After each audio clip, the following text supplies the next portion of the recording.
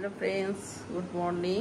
আজকে এসেছি একটা মায়ের ফুড চেক আপ করতে। আমরা 3টে চেক আপ সাব সেন্টারে করি কাঠকড়া থেকে। আর ফুড চেক আপটা যেহেতু মায়ের সেই সময় ডেলিভারির সময় হয়ে আসে, সেই জন্য আমরা বাড়িতে গিয়ে তার ফুড চেক আপ করি। সেই জন্য এরকমই একটি মা আমার জগন্নাথবাটি সাব সেন্টারে, সেই মা তার আমি ফুড চেক আপটা বাড়িতে করতে এসেছি। তোমাদেরকে দেখাচ্ছি সেই মাকে। আমি এসেছি আর সীমা দিয়ে এসেছে। আর এই যে মায়ের ফুড চেক আপ হবে। মায়ের নাম বলো তো, তুমি তোমার নাম বলো। হ্যাঁ, তুমি 3টে চেক আপ কোথায় করেছো? চেক আপটা কোথায় হবে? এটা ঘরে? হ্যাঁ, বাড়িতে, তাই তো? ঠিক আছে, তাহলে আমি এখন ওর চেক আপটা করে নিই, তারপর তোমাদের সঙ্গে কথা বলছি। এই যে চেক আপ হয়ে গেছে মায়ের। আগের বারে ও থার্ড চেক আপের পরে যখন চেক আপ করেছিলাম পাগুলো খুব খোলা ছিল, কিন্তু এখন পা খোলা নেই। ও একটু কাঁচা নুন খেত, নুন খাওয়াটা বন্ধ করেছে। যে একদম পা একদম মা নর্মাল আছে, বাচ্চা হার্টবিট ভালো আছে। তারপর ওরা এখন ডিসিশন নেবে কোথায় বাচ্চা হবে। আমরা তো হসপিটালেই বলেছি, আর মা দেখুক কোথায় ডিসিশন নেয়। বাড়ির লোক আছে। ঠিক আছে, আসছি। হ্যাঁ হ্যাঁ, ঠিক আছে। কোনো অসুবিধা হলে সীমাদিকে বা আমাকে জানাবে। ঠিক আছে। আমি প্রায় দিন না আসলেও ফুড চেক আপ করে আসার পথে আমি একটা জায়গায় এসেছি। এই যে এটা হচ্ছে আমার নতুন সাব সেন্টারের বিল্ডিং হচ্ছে। একতলা ঢালাই হয়ে গেছে, দোতলা ঢালাই হয়ে গেছে। যে এখন বন্ধ আছে, বুঝতে পারছি না কেন বন্ধ আছে। এটা হচ্ছে আমার নতুন সাব সেন্টার হবে। এই জায়গাটা একটু ভিতরের দিকে, আমাদের এখন যে মেন রাস্তার উপরে সেন্টারটা আছে ওটা তো ক্লাবের ঘর, এখন ক্লাব টেম্পোরারি করতে দিয়েছে। আর তারপরে এখানে আমাদের নিজস্ব বিল্ডিং হচ্ছে সেন্টার। এই যে এখানে ঢুকেই সিঁড়ি আছে দোতলা যাওয়ার, আর এটা একটা রুম। এই রুমটার সঙ্গে মনে হয় কানেক্টিং আরেকটা রুম আছে। হ্যাঁ, এই আরেকটা রুম আছে। এই যে দুটো রুম, এটা আবার দরজা এখান দিয়ে বেরোনো, কিন্তু ঘরগুলো ভীষণ ছোট। এখানটা আবার ডাইনিং বেসের মতো একটা আছে। আর এটা হচ্ছে একটা স্টোর রুম মনে হয়, আর দুটো পায়খানা বাথরুম, একটা পেশেন্ট পার্টি, একটা স্টাফেদের জন্য। হ্যাঁ হ্যাঁ, একটা সিঁড়ি। দাঁড়ান, আবার সিঁড়ি দিয়ে ছাদে ওটা দেখে আসি। হ্যাঁ, একই প্যাটার্নে। এই যে আর উঠলাম না এখনো, বাঁশ ফাঁস এই যে খুলিনি, দোতলাটা অবস্থা হয়ে আছে। যাই হোক, কমপ্লিট হয়ে গেলেই হলো, তাই না? সুন্দর। চলো চলে যাই।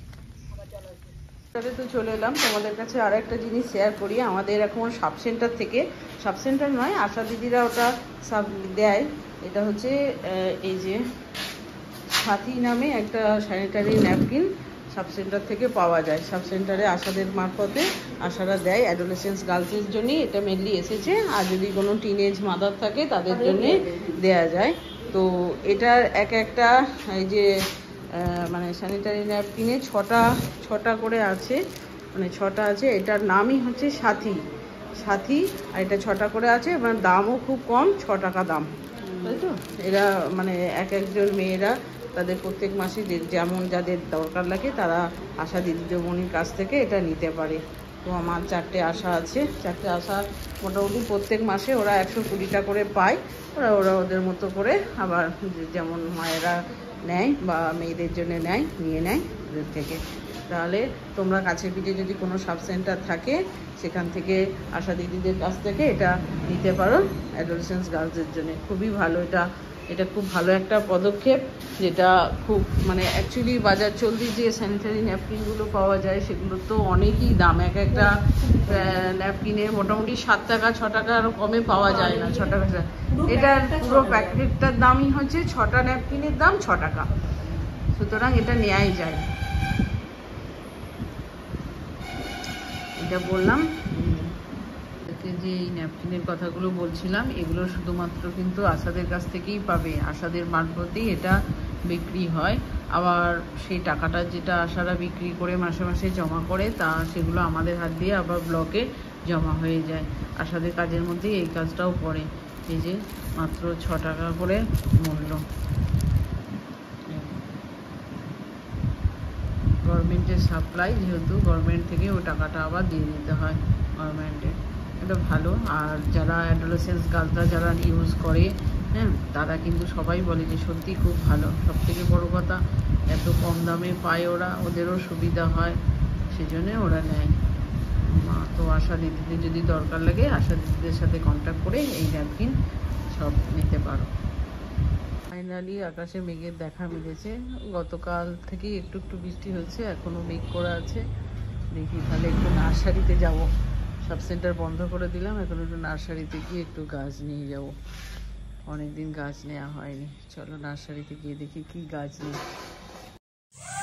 জানি না, কত ভ্যারাইটিস জবা লাগালাম। এটা নিয়ে যাই, একটু ছোট দেখে দেবে, হ্যাঁ ভালো দেখে। কি সুন্দর রংটা না? এগুলো কি একটা যেন নাম বলে, রামকৃষ্ণ জবা না? ঠিক আছে, এই যে 3টে গাছ নিয়ে নাম। সব কত ভ্যারাইটিস জবা, কি সুন্দর। দাদাদের আবার এখানে নতুন কাউন্টার হচ্ছে। একটুখানি জুঁই ফুলের গাছগুলো নেব, দাদার কাছ থেকে কালকে বলে গিয়েছিলাম। এই যে কি সুন্দর, এই জবা ফুলের একটা নিয়ে যেতে হবে। এই জবাটা কি সুন্দর, খুব সুন্দর গাছ। একটা নিয়ে যাবো, এই জবা নেবো একটা, আর কত 2-3টে জুঁই ফুলের গাছ নেব।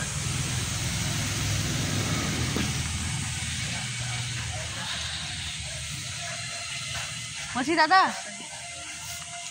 এই 2টো জুঁই ফুলের গাছ দিয়ে দিন আমাকে। হুম হুম হুম, দাদাকে কালকে বলে গিয়েছিল। এই বৃষ্টি পড়ছে, এবার লেগে যাবে না সব, মানে শেষের পথে এবার জুঁই গাছ না, ওই জন্য আমি বললাম যে শেষে নিয়ে নেবো।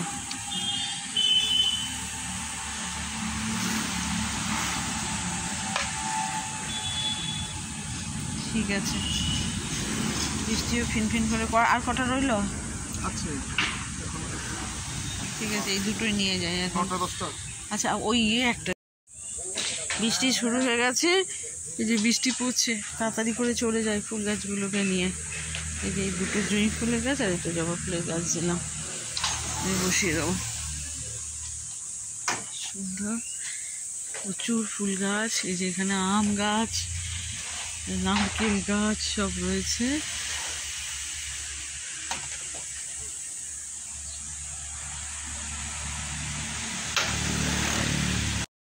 বাড়ি চলে এলাম, বাড়ি থেকে ফ্রেশ ট্রেশ হয়ে নিই, নিয়ে আবার গাছগুলো একটু ছাদে রেখে দেবো।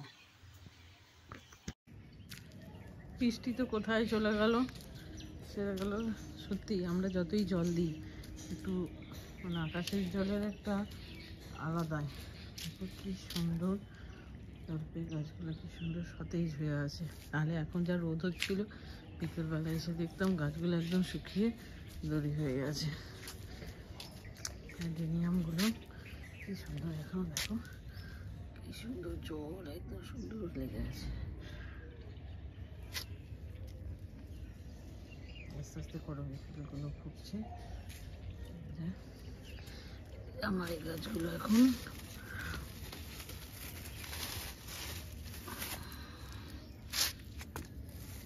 বের করে দিই, এখন থাক একটু, তারপর কালকে রবিবার, কালকে হয়তো বসিয়ে দেব। তো একদিন থাকে, তারপর বসাই।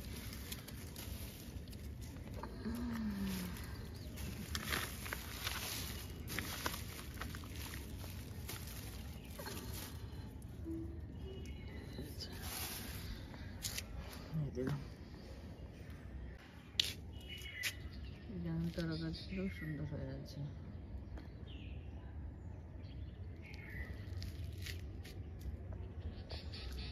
থেকে ছেলেটার পড়া আছে, ওকে দিতে যাব। এখন 4:05 হয়ে গেছে, রেডি হয়ে নিই। আজকের মতো ব্লগটা এখানেই শেখা মানে শেষ করলাম। দেখা হবে নেক্সট ব্লগে, তখনকার মতো